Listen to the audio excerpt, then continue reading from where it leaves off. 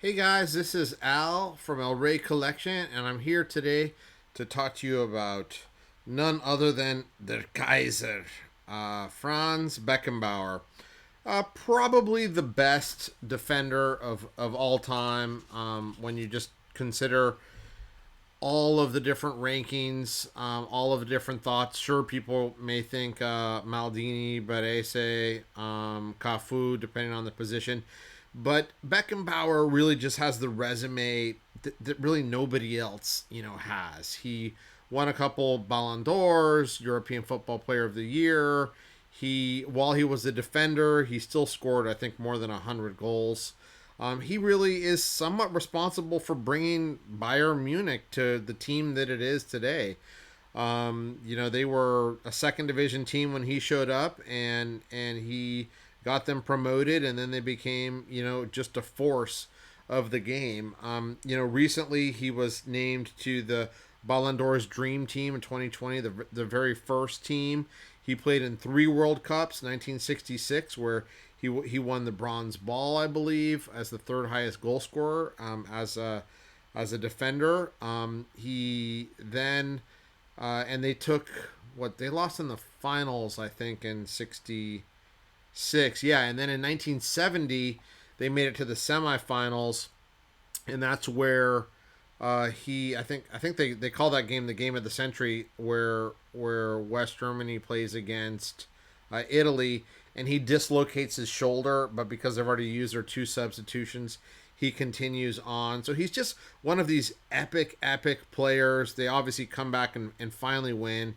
I want to say finally in '74, and then he goes on to be one of 3 managers to ever win the World Cup as a player and a manager as well. Of course, at the end of his career, he also comes to the U.S. So pretty much any legitimate ranking system puts Beckenbauer at the top of all the defenders, and in fact all of the players.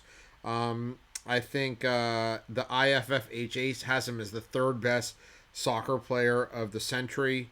Let's see, he was the second best European player of the century after Cruyff.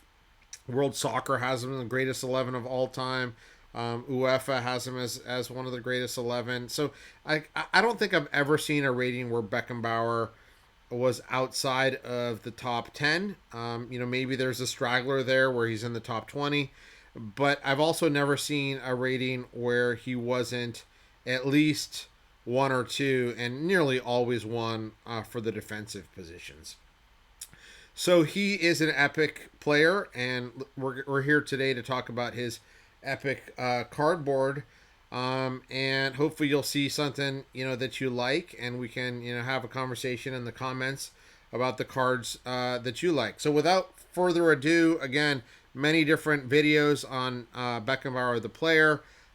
We'll talk about his cardboard here and his stickers, and we'll also have I think there's a little discussion of why Beckenbauer hasn't popped like some of the other greats. You could even see Platini, who had similar corruption type allegations, and his cards are doing very well, and Beckenbauer's still kind of not doing well. To me, it feels like at some point he's going to get this Bobby Orr for the U.S. people, type premium, as realizing that he was an amazing defender that scored some critical, amazingly important goals, but also what he meant to the game. So, without further ado, I'm going to start off with probably one of his rarest rookie cards.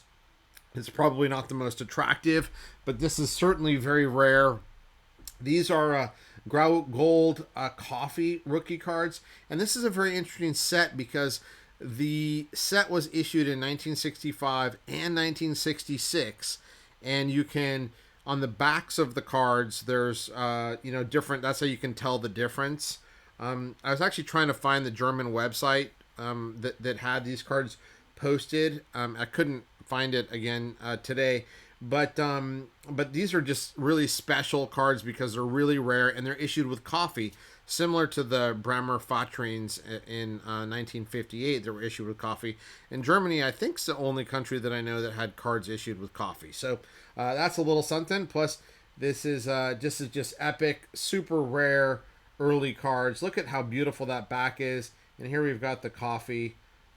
This is just amazing stuff. So this 1965 also comes. So that's the small version. Here, let me show you this again. That's the small version, and then we get into the large version right here.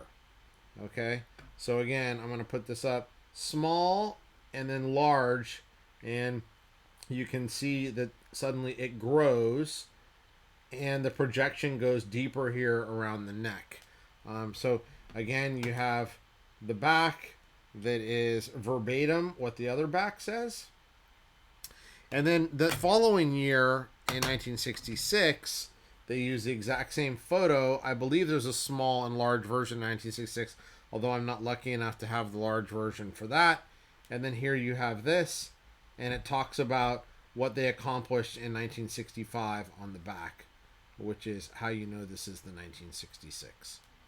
So, Grau Gold, probably the rarest of the Beckenbauer rookie cards.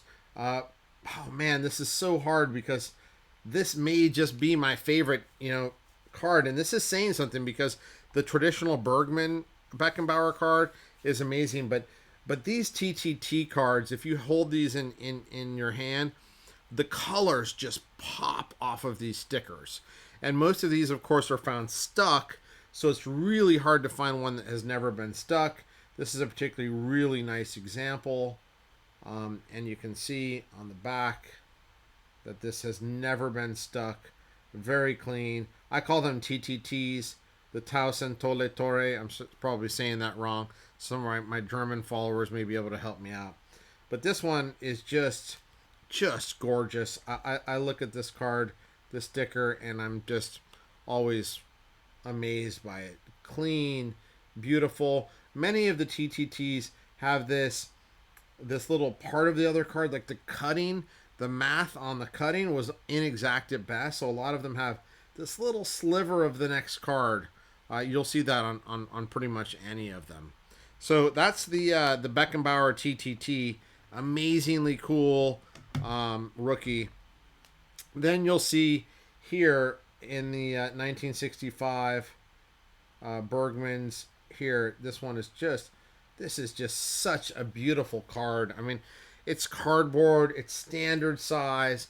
For whatever reason, the 1965s, which were 65, 66 season, they were almost always pasted into an album with a rubber glue. So you'll see them on the back, and it'll really have significant damage. They didn't tend to use water-based glue in Germany, and so when these were pasted into the album, you extract them. Either the glue sticks on the paper and you've got excess paper, you get paper loss on your card, or it sticks to the card and you get pieces of paper from the album. It's pretty rare to find these never stuck. This is personally my best example, and I think PSA, I'd be shocked if they had anything higher than a 6. Maybe there's a straggler out there, but when you look at this card, it is just amazing. He's volleying the ball off the outside part of his boot here, and it's cardboard, beautiful right up on the back. Oh, this is just absolutely insane. So those are what I'd say is the rookie material, and then you kind of morph into the 1966, 67, where there's just a ton of cards. This is one where we call it the Kunold. So each one of these things you're going to see PSA, SGC, and BGS tend to label them somewhat differently. I'm not even going to try to pronounce the football Wurstenschaft, okay? There I just did, and I made a fool of myself. But these are from this really cool set. There's a lot of in-action photos. Here you go. It talks about when the German team beat Spain 2-1, right? And you've got Uwe Seeler and Franz Beckenbauer on there. I mean, two are just unbelievable greats. There's a lot of other like ones like this that show him in action. He's knocking the ball away here again. Beckenbauer when they beat it must be Switzerland 5-0. So there's some of these in action ones. There's also these full headshot ones, and I don't know if SGC would do this anymore because this is like pushing the limit of the standard holder. But I just love the way this card is in this holder. It just pops off this black, takes up the full space. Love it. I don't know if this would fit in a standard PSA slab. Let me just grab one and see. Yeah, it's not going to fit in a standard PSA slab. So this is about as good as it gets from my perspective on this. And this is just another one of these 1966s. Now, the Bergmans in 66. So here you go again. So the Bergmans in 66, the follow on to the one to the traditional rookie that we see. This is actually mislabeled by SGC. This is a 1966. So these tend to come in really good condition, and I think the reason why is the method of distribution. The ones that I have came out of a full set that was like paper bags like this, but they had like a Ziploc type thing at the top, and you just cut them, and then they all come out in mint condition. Or semi, this one I guess near mint condition. So this is the 1966, and you can find these are really gettable and really high grade. So don't stretch and pay a lot for these 1966 Bergmans, because these are out there in high grade. I mean, still epic cards, right? These are beautiful. And here's another. There's multiple versions of this. Here's one. See, this is an 8. Don't believe the label. I've said many times in soccer, don't believe the labels. PSA, I'd say, is doing the best job of cleaning this up. This is a 1966 Bergman, not a 1965. But look at the ball. I love it. That good. It looks like a ball that I would have played with as a kid. I mean, it's like beaten up. They're out in the park. Look at the background with the trees. Just crazy. Beautiful blue sky. Nice day in Munich. He's got the clouds in the background, and there you go. And then you've got, I mean, this is just a classic card as well. The young and the old. Uwe Seeler, this is what we were talking about earlier, who was a rookie. What was his rookie? It had to be before 58, I think, is his first card, but he definitely started before that. So you've got the new generations. Uwe right here, he's looking a little old. And shown here. So just 3 epically important players for Germany. He looks so young. Tall guy, right? So there you go. Helmet shown. Franz Beckenbauer and Uwe. You can find this card as well. I mean, epic card, super important. Again, you can find it in relatively high grade. Look at this card's, more than 50 years old, and you can find it routinely in, 6s to 8s. Other things you can find in generally pretty high grades, although I don't necessarily have the highest grades here, are these Panini. And if you watch my Pele videos, you also will hear me say, do not overpay for high grade Paninis. Yes, there's a little bit of condition rarity to these, but these stickers are everywhere. And the reason why there aren't many graded is not because they're rare. It's just because it didn't make any sense to grade these super common Panini cards. So which is still kind of the case as you go all the way from the early 60s when Panini starts until certainly the World Cup albums, the most recent World Cup albums, where the pop reports are prolific. Anyway, these are still great to catch up. Look at the quality image in the Deutschland with the Deutschland patch. Here's the back. You've seen this in many of my other videos. Very, very campioni dello sport. This particular one I like a lot. This one's a little bit harder to find in a nice grade. This is the Sicker Verlag. Beautiful blue.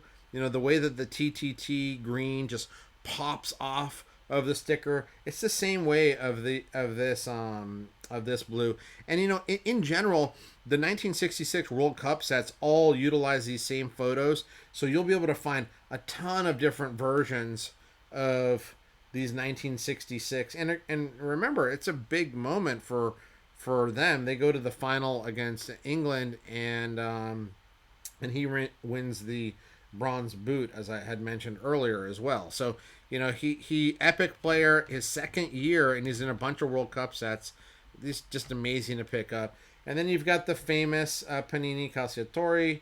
Again, don't stretch. If you see it, the 7, that doesn't mean go out and spend $2,000 on it, because the Popper Sport says 3. This is 66 to 67, which I guess PSA is now going to start transitioning this. So this will be a second year. Oh, they have it as 66. Second year sticker there. Here's another kind of uncommon one. I love this one.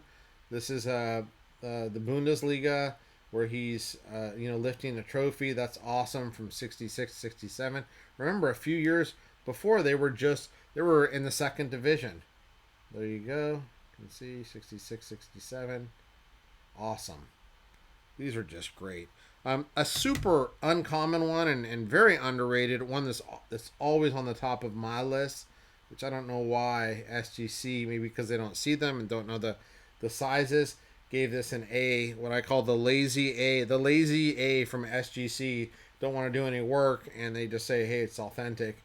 But this is, again, I'm not even going to pronounce the name, but you can just see what a massively high quality image this is. Oh, I love these foosball parade cards. Look at that. Look at that. Just gorgeous. There's just, let's just put this back up there and enjoy how nice that image is. So as nice as this image is, this set is absolutely one of my most favorite sets ever from a cartoon perspective. And this is the Figurita Sport set from Argentina. Almost all of these cards are just epic in their drawings, and this is no exception to me for my taste. I just find the artwork. I wish I could find the original artwork on this. Here's the back, so you can see it. From Germany, Alemania, in Spanish, right? And then he's talking about the London, final in 1966. So that card's from 1967. So this is a 1967 now Perfetti gum. We'll call that. And this is, both PSA and SGC graded this card as 1965 for a while, and I forget if it was Carl Wilkes or Paul Bowditch. Found in the full checklist a player that had started later, and I think they adjusted the grade on Cartophilic, adjusted the year. So now I treat this as a 1967 as opposed to a 1965. There was a time when we thought this was one of his rookie cards, but that is now transitioned. So again, this 1965, I think we're going with 1967 now, and still a beautiful gum sticker with a blank back. So don't get tricked if you see 65 on that. At least now that's our current belief. Again, more of these stickers, that you'll see from the late 60s. It's a BVG 5.5. It's a Bundesliga one. You can see here. Oops, sorry. And, one of the things which I don't know if you can fully appreciate, but look at, yeah, you can right there. I just wanted to show you one of the problems I have with Beckett and stickers.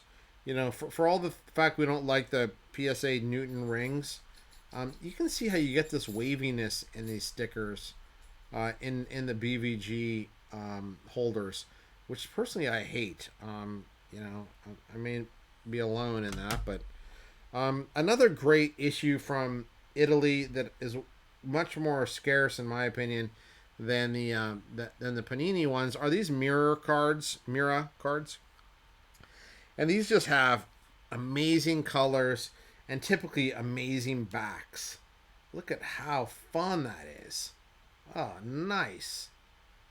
So yeah, these are just the colors just pop on this. Another Beckenbauer, and this one now I think we're into 67. Um, so now we're a couple years away from the rookie, but you can see how many amazing early cards there are of Beckenbauer. Here's another one in a sweatsuit, just a standard Bergman. You know, tiny little bit of residue there. I'm actually surprised that it gets a 4, or are those print marks? Oh, I think, yeah, they're print marks. So there's no glue. It's just print dots, it looks like. Some scuffing. But, there's the Bergman. Again, here's the learning, what we say. Let's not stretch for these guys. The Panini 1960s ones. This is the one that has the Balida back for your prizes. So that'll be more scarce than the standard Calciatore one, which is, this one's a 6. And here's the standard back. So I'm sure you've seen those before. Then you've got him in his Bayern Munich. This is one of my favorite cards, Bayern Munich uniform from 68 to 69, right? And you can see again, really all of these never stuck, which is huge. So that's amazing. Oh, I want to show you something on here though. And this is high grade and hard to get in high grade. All these cardboard ones are hard to get. So here's the standard Bergman, and then you'll notice if I put this one on top, something's a little different. And this is the Kicker Sport magazine, which I think is a giveaway with the magazine. And so this one, I find the kickers to be substantially more difficult. And they're going to do this in a lot of the issues that Bergman does over the next few years. So the back is identical. Okay? Just showing you that so you can believe me or not believe me. And then the front, we've got on this one the just nothing in this corner, and then on this one we've got the Kicker Sport. So, and the Bergman issues will have this going on. Sometimes it'll be in the bottom left, sometimes it'll be in the bottom right. I think, is that right? Yeah, I think so. And I try to get both versions. Most of them have them, and I guess I'm a little anal OCD a bit on those. The next one, and there's a couple different versions of this, so I'm not sure. There's a couple different languages. I'm drawing a blank here, but this is Vanderhoot. And so, yeah, I think there's 2 or 3 different versions, and I think they go from 70 to 72. Again, it doesn't make a huge difference. They're non-rookies, so you're just collecting to collect, a run of different Beckenbauer cards at that point. So, I would say, go with, pick these up. I think they're amazing. So this one must be the Dutch one because it's Deutschland. Although somebody, I'm sure, will correct me from Europe. Then we've got, here we go. Here's exactly what I was talking about earlier. So here we've got Bergman, 70-71, and this has the Kicker. So this is the Kicker version, not noted by SGC. Here's a regular version. Okay, and this is authentic because it's autographed and they didn't grade the sticker.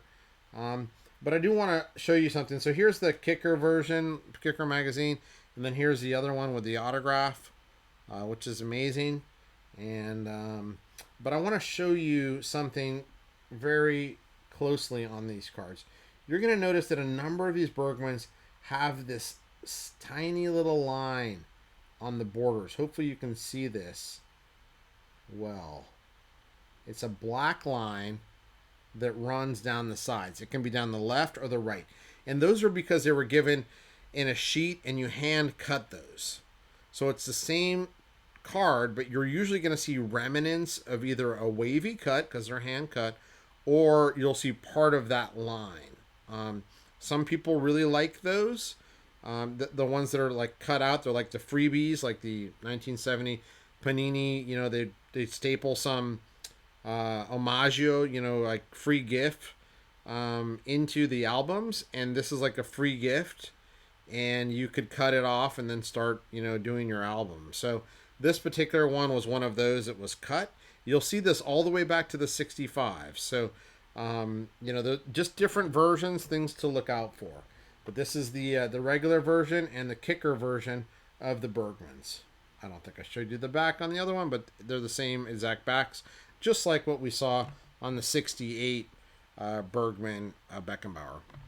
And then, I'll just, speed it up a little bit here for you as we get, now that we're, into after 5 years of his career, but, he's going to get to the semifinals in this World Cup.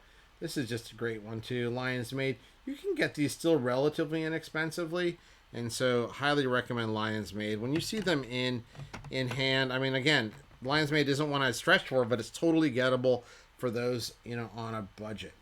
This one is really, really hard, and, one of my favorite cards from a visual perspective. The eye appeal on this Eddies is amazing. Look at here, you got this on the back, this Eddies auto adhesive coming out of Italy. But the colors and the typesetting on this is just off the charts for me. Another cool Italian issue is this Ragioli. You can find these frequently with this disc punched out. This is one that's not punched, which is my personal preference. Right? You can see the perforation there that enables you to punch it out and just collect the pog. And then on the back, we have, it looks like this. And you can collect points for different things. All right, so this is, and this actually, I think there's even a Muhammad Ali. I think I have a Pele in this. Pretty cool checklist. Now we're getting into some cards that don't, I mean, you can literally buy most of these cards, even in decent shape, for under $50. When you start to get even some of those 66 Beckenbauers, I don't know why, they're so inexpensive. He has so little of a hobby following, and I think it's really an oversight because of his importance. Now maybe you could say the corruption stuff is going to damper him, but again, the Platini thing is just not having that big of an effect there. So, I don't know. Remember, we're talking at least a top 10 all-time player, and without a doubt a top 2-3 defender if you want to be crazy and put, go back and say, hey, Nasasi was amazing in the 1920s and was really the heart of the Uruguayan team that basically won 3 World Cups because the Olympic medals were the World Cup before the World Cup. I mean, you could say something like that. You can make a case that, Baresi is there, Maldini, or, you can make cases for Figueroa. I mean, you can, but the reality is they're just cases. They're all trying to topple Beckenbauer. And here's a Semenuk Press. These are very common, so definitely don't overpay for those out of Spain. This one's kind of fun. For whatever reason, these 72, 73 Panini ones seem more scarce than those 1960 ones. And kind of a cool different back with this orange. I like that. Very different. So you get a Beckenbauer from 72, 73. You get these, as an international superstar, in 1974 now he's playing in the World Cup. And actually, I just realized I don't have my 1970 World Cup or 74 World Cup stickers because they're in my sets. So, but you can easily Google those and see what the 1970 World Cup Beckenbauer sticker looks like, as well as the 74. Those are iconic, remember, because you've got in 70 the game of the century against Italy, where they lose in the semis. In 74 they win against Johan Cruyff and Clockwork Orange. But here in 74, there's many of these different what do you call issues from around the world that are just really fun. So here's an Ídolos del Mundial, with mustache. So I guess there must be one without a mustache. Let's see, does this one have it? Yeah, that one does have without a mustache. So they didn't mention that there. Oh, here's a 74. Perfect. So he won in 74. And like most of these early World Cup stickers, they're going to be, condition rarities. Most of these stickers were stuck into albums in 70 and 74 particularly. So a lot of them are just going to have to be ripped out. So to find never stuck is probably, I think there should be a big premium between the PSA 2 and 3 because that's usually the PSA 2s are almost always unstuck, out of the album, taken out of the album. And then the having a nice clean back is another, really, really important thing for these early World Cup stickers. So when you get to 3s and above, I think that those should carry some premiums.